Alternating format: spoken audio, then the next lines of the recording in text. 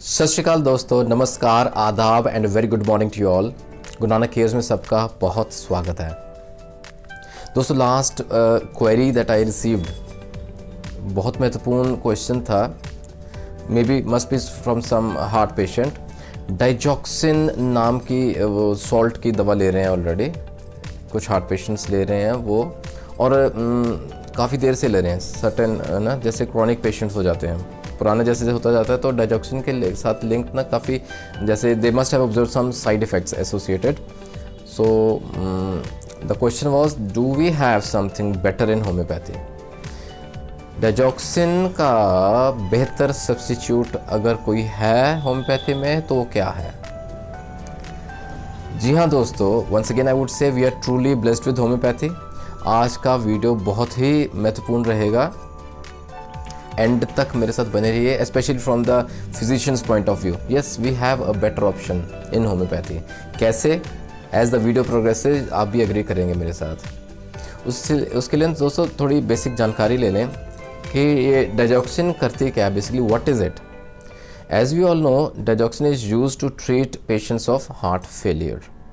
Simple, along with other medications of course, not alone, अकेली नहीं, वो बाकी दवाओं के साथ मिलके हार्ट पेशेंट्स को दी जाती है। It also is used to treat irregular heart beats, atrial fibrillation और एट्रियल फ्लटर पर्टिकुलरली। अब ये क्या रहते हैं, बेसिक जानकारी हमें है। जो दोस्त नए जुड़े हैं गुरु नानक केयर्स के साथ तो देख लीजिएगा, मैं लिंक डाल दूंगा। We have beautiful video on that. Heart murmurs की बात की थी जहाँ हमने, तो एट्रियल फिब्रिलेशन फ्लटर का जिक्र वहाँ हुआ है, ज़रूर देख लीजिएगा। और इन केसेस में भी डाइजॉक्सिन दी जाती है। और बेसिकली दोस्तों, digoxin belongs to a class of medications which are called cardiac glycosides. Fine. और ये बेसिकली क्या करती है, it works by affecting the certain minerals like sodium and potassium in the heart cells. तो उससे क्या होगा, it will ultimately it will reduce the strain on the heart, okay, और ये it will maintain a normal, steady and a strong heartbeat. in short बात करें, this is it, what is digoxin।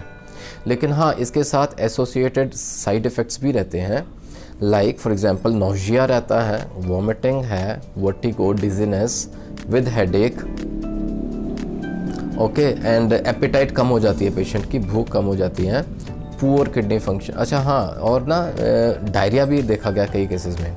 And very important, it has been mentioned in the text books as well, an abnormal breast growth in males, gynaecomastia, certain cases वहाँ भी देखे गए as a side effect of digoxin, long term of usage.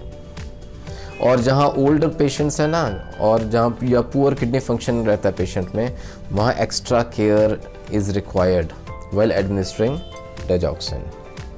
and finally जहाँ अगर overdose हो जाए तो then supportive measures are required there।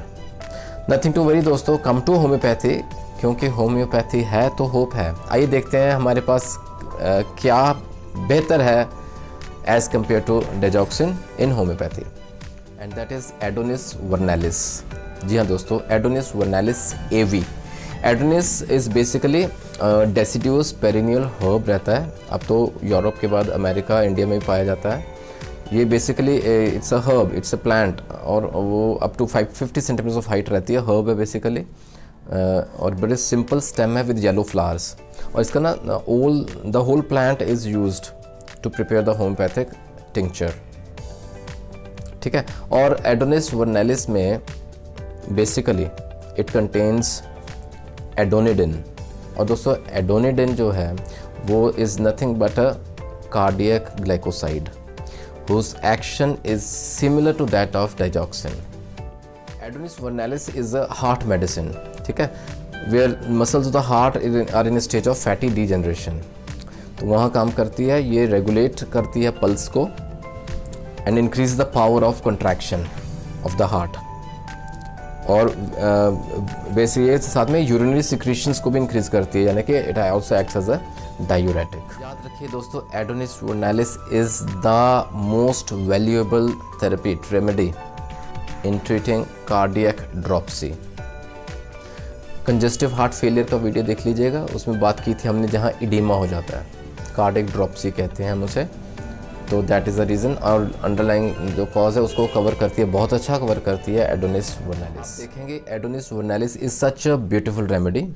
Apart from this the general indications we can count upon is, देखिए वेल्वुलर डिसऑर्डर्स रहते हैं ना, जहाँ हमने बात की थी माइट्रल रीगर्जिटेशन, एओर्टिक रीगर्जिटेशन, जहाँ ये माइट्रल और एओर्टिक वॉल्व्स की लीकेज रहती है, Adonis vernalis will be part of the prescription there, ठीक है। उसके अलावा दोस्तों जहाँ ना पेरिकार्डाइटिस रहता है, रूमेटिक एंडोकार्डाइटिस रहता है, मायोकार्डाइटिस रहता है, fatty degeneration of the heart, all this terms we are now aware of, last videos हमने देखे हैं। तो वहाँ इन सब कंडीशंस में एडोनिस वर्नालिस कैन बी को प्रिस्क्राइब्ड, सेफली को prescribed.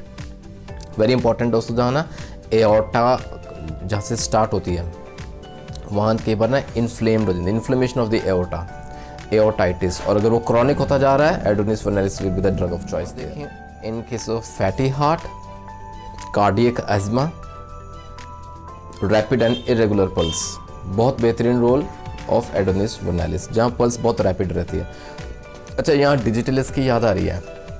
Digitalis is an excellent product for the heart, लेकिन वहाँ याद रखें एक्चुअली डिजिटलिस और Adonis can be comparable to such an extent कि हम कह सकते हैं कि digitalis can replace Adonis vernalis, लेकिन कुछ सिम्टम्स ऐसे डिफरेंट रहते हैं।